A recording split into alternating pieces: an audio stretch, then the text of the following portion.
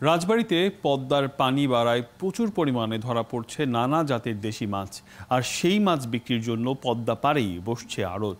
প্রতিদিন লাখ লাখ টাকার মাছ বিক্রি হচ্ছে এই আড়ত থেকে। মাছ কিনতে দূর দূরান্ত থেকে ছুটে আসছে মানুষ। মৎস্য কর্মকর্তারা বলছেন, প্রণোদনা সহ নানামুখী পদক্ষেপ মেনে চলায় সুফল পাচ্ছেন জেলেরা। মেহেদী হাসানের তথ্য ও ছবিতে প্রতিবেদন। এখন জন্ম সনদ দিয়ে খোলো বিকাশ স্টুডেন্ট অ্যাকাউন্ট। নিজের বিকাশ নিজে কর। পদ্মার পাড়ে রাজবাড়ী সদর উপজেলার উড়াকান্দা বাজার।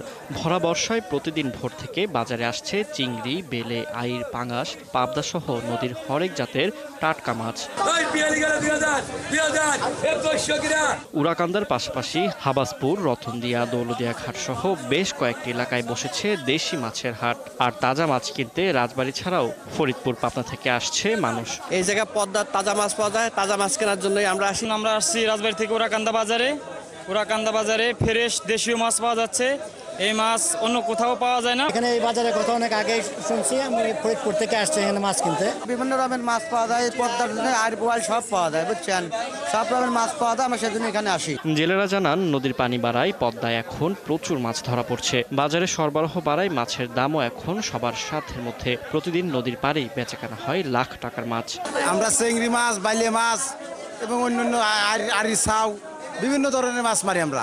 এদিক রাজবাড়ী, পাংশা, কুমারখালী, বালিয়াকান্দি সব ধরনের ব্যাপারী এখানে আসে নদীর ফ্রেশ মাছ কেনার জন্য। প্রতিদিন দুপুরে ভালো বিক্রি হয় এখানে মাছটা।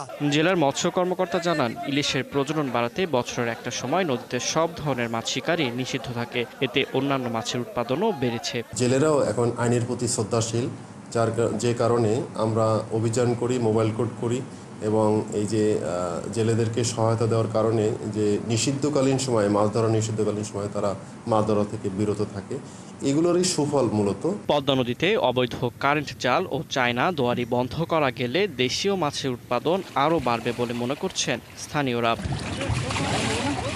ফারদিন নীরব, ৭১।